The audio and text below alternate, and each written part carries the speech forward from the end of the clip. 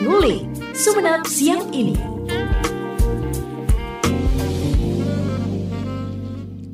Assalamualaikum warahmatullahi wabarakatuh. Ngulik pagi menjelang siang hari ini mendengar bersama saya Gita Ayu bersama Anda di program satu kanal informasi dan inspirasi.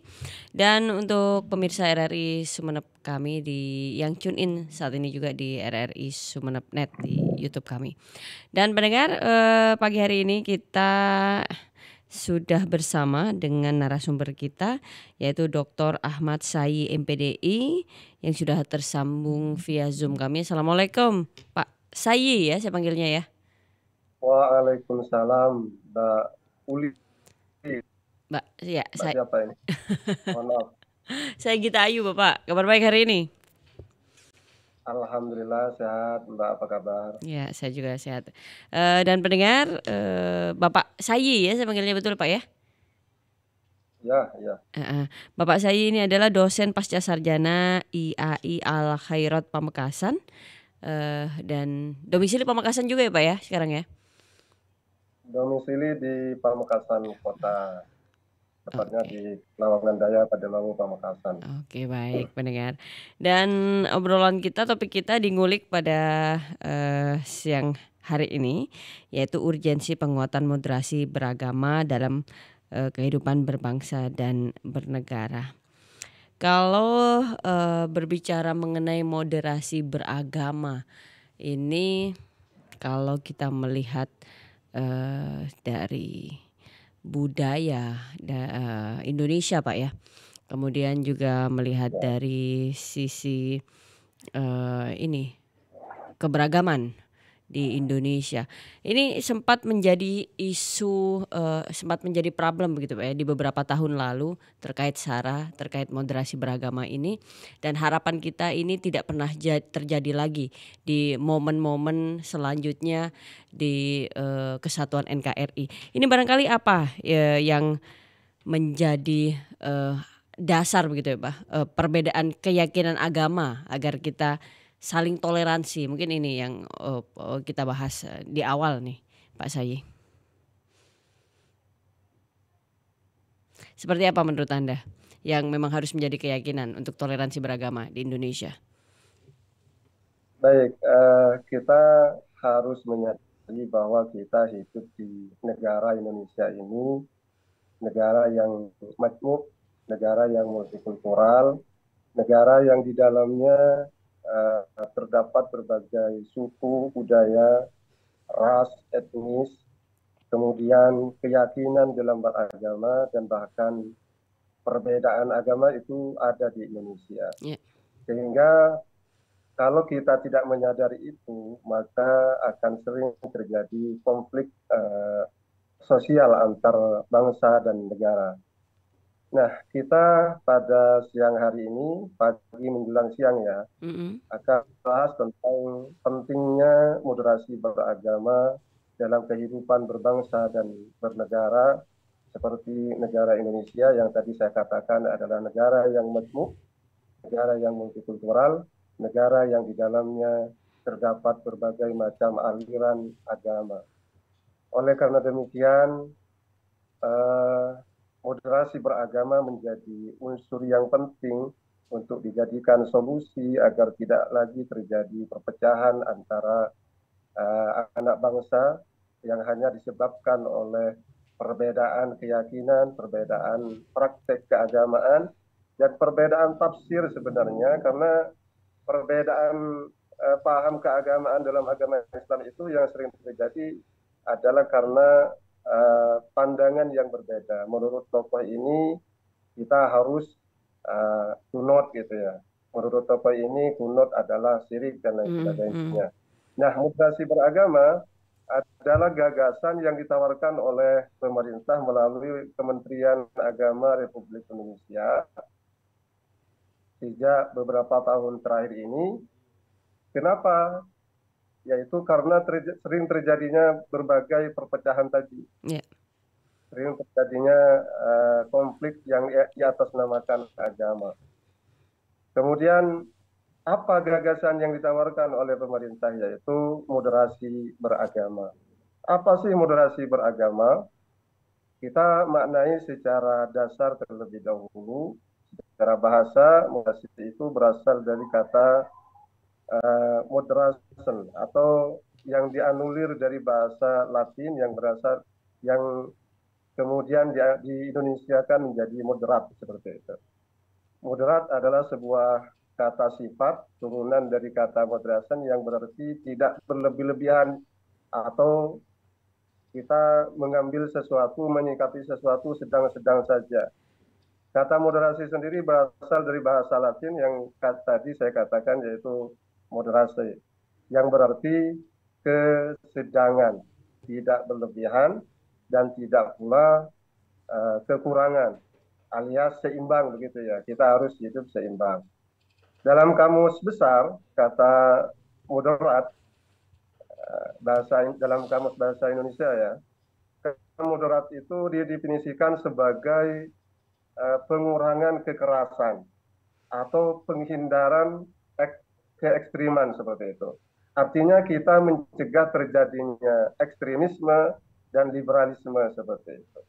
Kata moderat tadi saya katakan yaitu seimbang, berada di tengah, dalam artian kita itu berada di antara dua kutub yang berbeda, yakni ekstrim kanan dan ekstrim kiri. Ekstrim kanan kita kenal dengan liberal, kemudian kiri kita kenal dengan fundamentalisme dan lain sebagainya.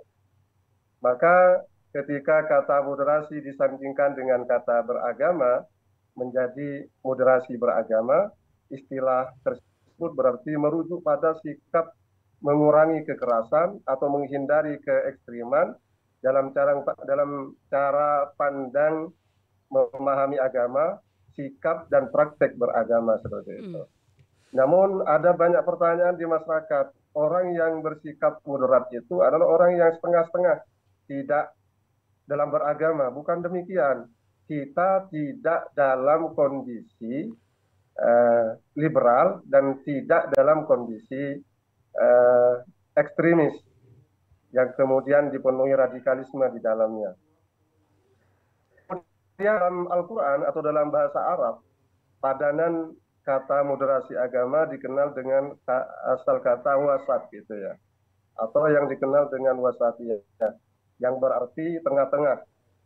Kata ini mengandung makna i'tidal, adil, dan tawasun seimbang.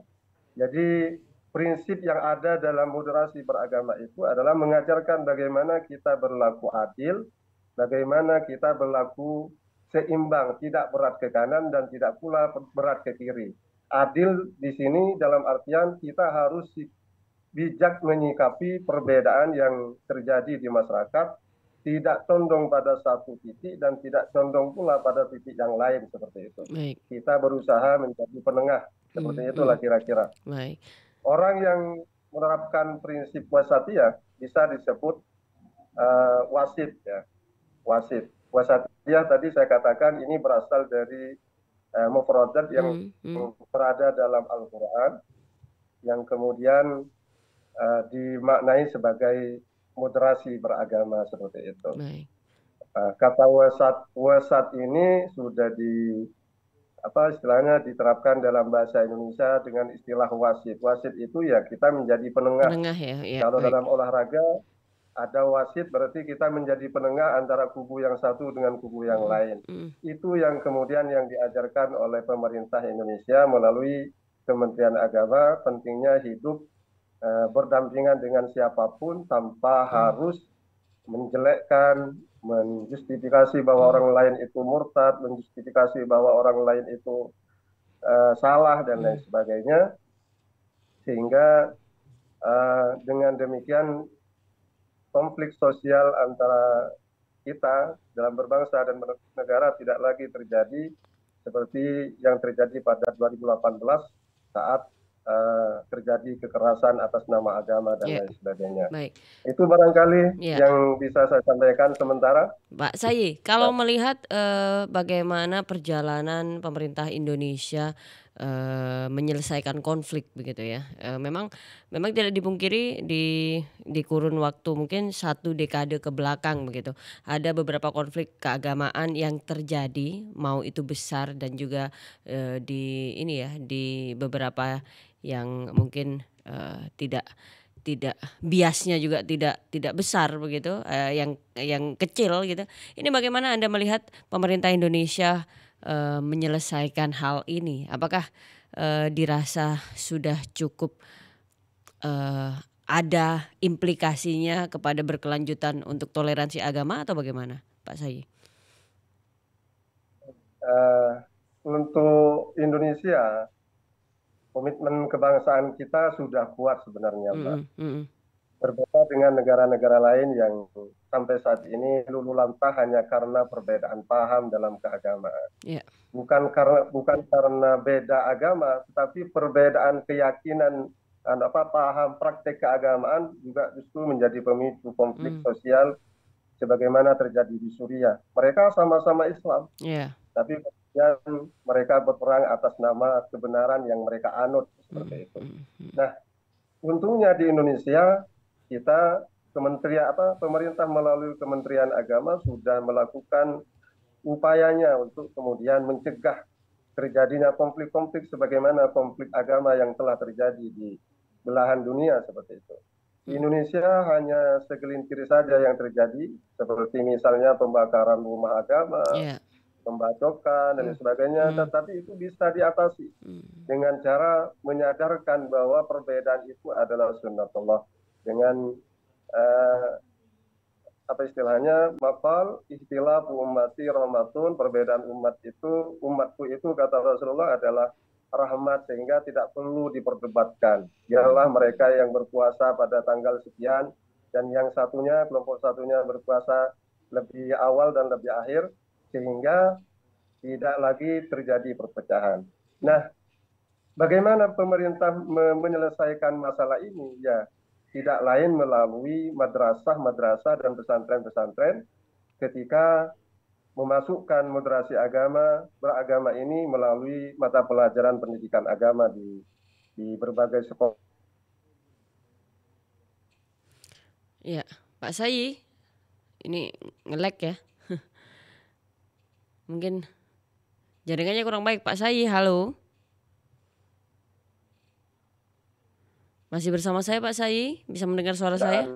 Dan dalam beragama, dan tanpa harus memperdebatkan perbedaan yang terjadi di antara sesama pemeluk agama, misalnya agama Islam. Perdebatan yang terjadi lebih pada bagaimana menguatkan antara satu dengan yang lain, tidak dalam rangka menjurus kepada hal bagaimana kemudian berkonflik antara satu golongan dengan golongan yang lain. Itu upaya-upaya yang dilakukan oleh pemerintah.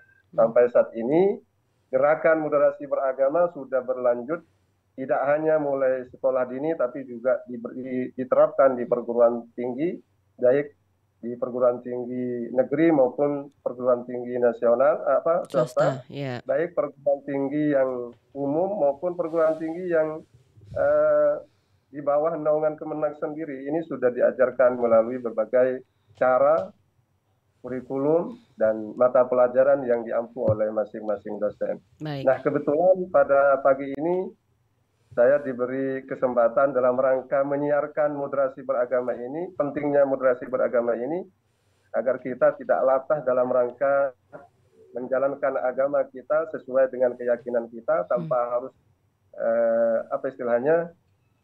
mengulik pendapat atau istilahnya kalau dalam bahasa Madura itu cerok norok lain begitu ya kira-kira. Baik, kalau jadi pemerintah sudah secara masif begitu Pak ya untuk solutif dalam hal ini. Menurut Anda Pak Sayi, apakah memang butuh figur-figur tertentu kalau melihat dari paradigma masyarakat Indonesia yang memang yang memang selalu mencontoh tokoh-tokoh besar agama masyarakat. Apakah mungkin kita butuh figur-figur itu untuk menjadi semacam semacam teladan untuk moderasi beragama, misalnya di berbagai macam keyakinan, perbedaan keyakinan. Apa kita butuh figur itu menurut Anda? Iya, saya rasa setiap agama punya figur yang kemudian dapat dicontoh dalam rangka menjalankan moderasi beragama ini.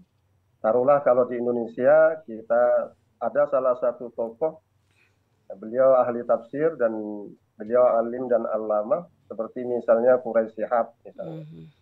Bagaimana beliau memposisikan diri sebagai tokoh yang moderat dalam beragama, yaitu ketika mereka menyelesaikan masalah tanpa harus dengan kekerasan. Dia menjawab persoalan dengan tulisan, dia menjawab persoalan dengan ramah. Jadi tokoh-tokoh di dalam masing-masing agama itu sudah pasti. Sebaiknya kita mengikuti tokoh-tokoh yang tidak condong pada aliran kanan dan aliran kiri seperti itu.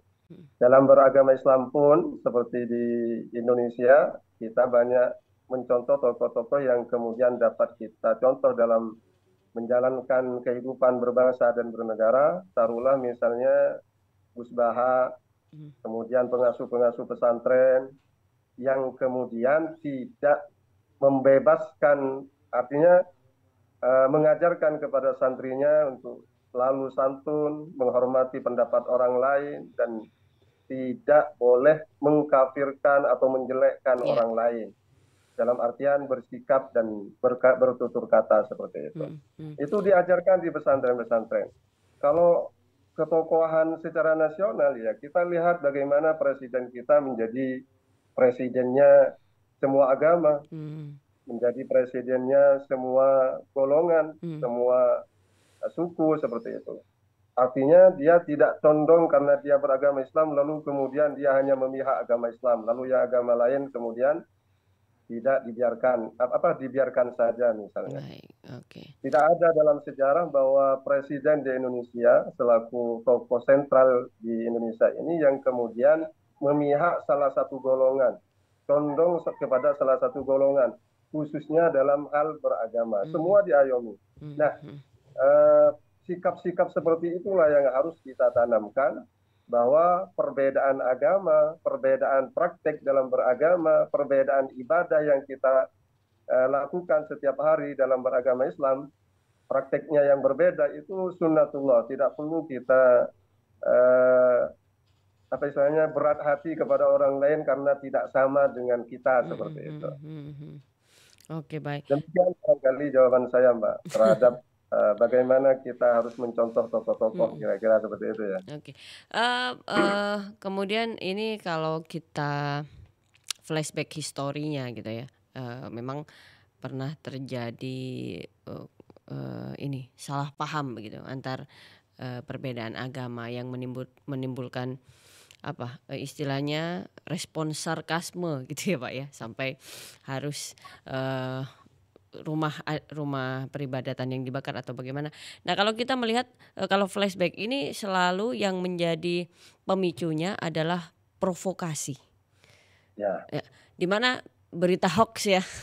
Kita selalu kayaknya berita hoax ini menjadi musuh bersama nih Pak.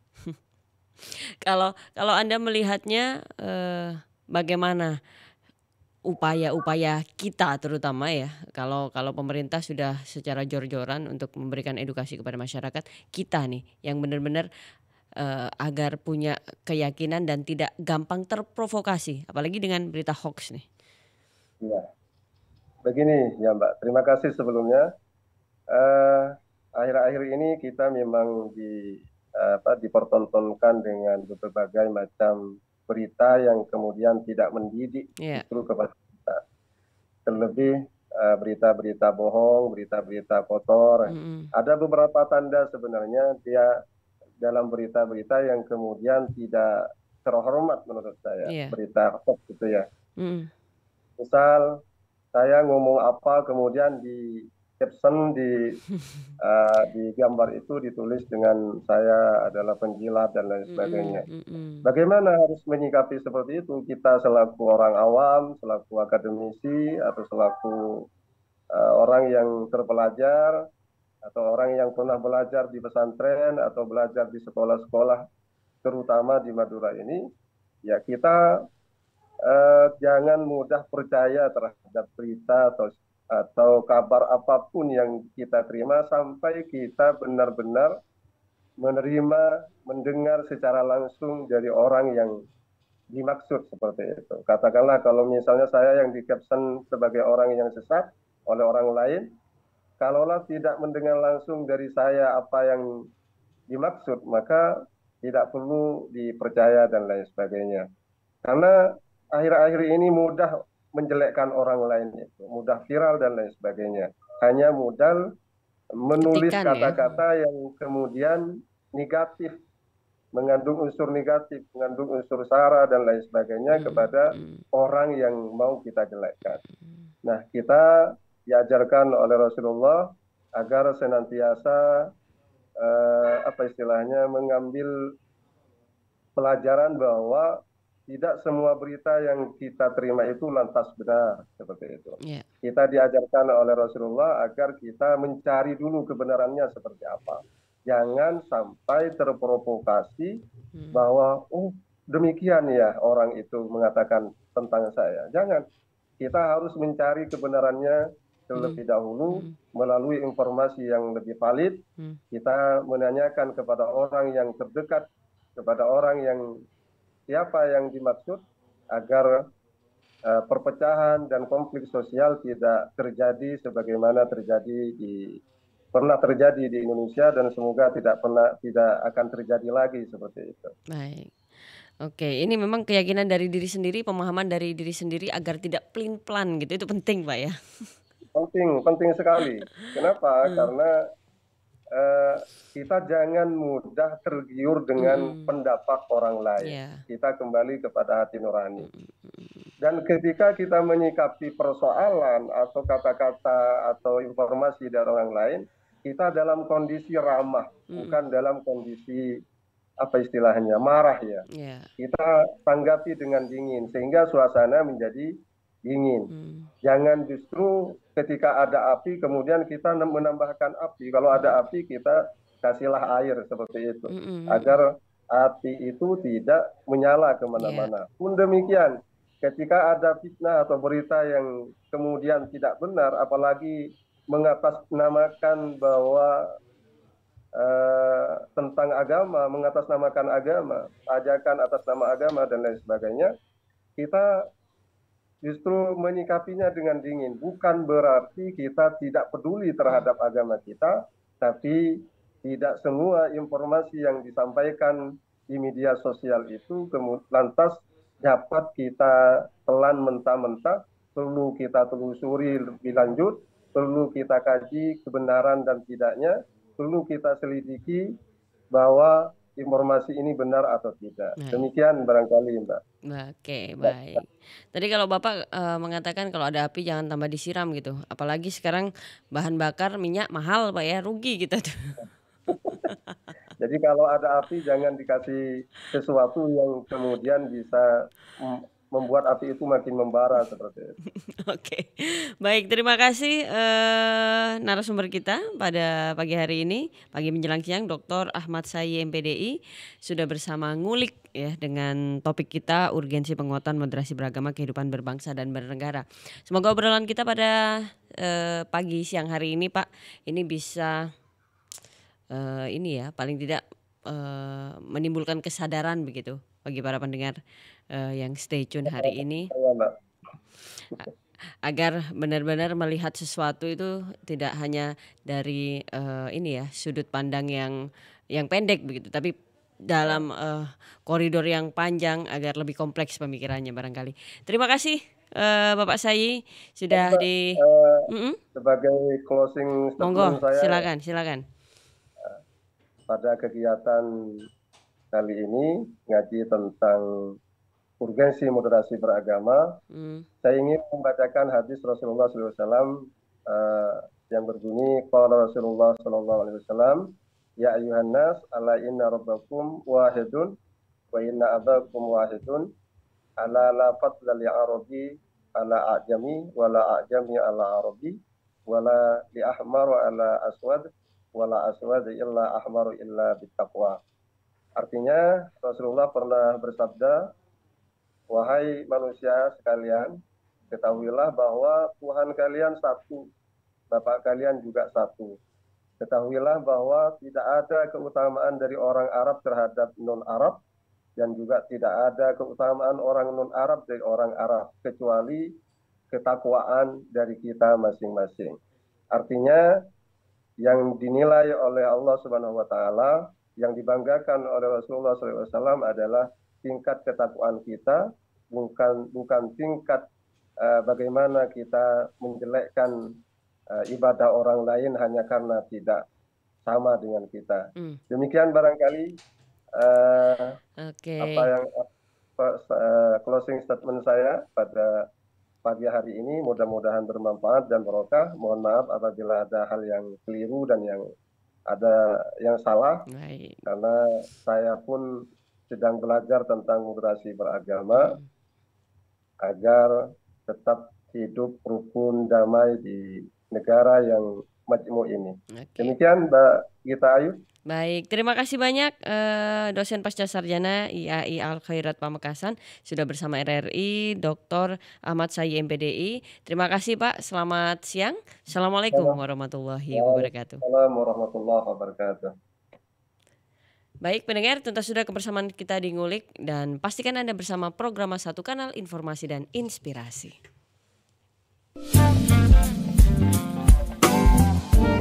Ngulik Sumeneb siang ini.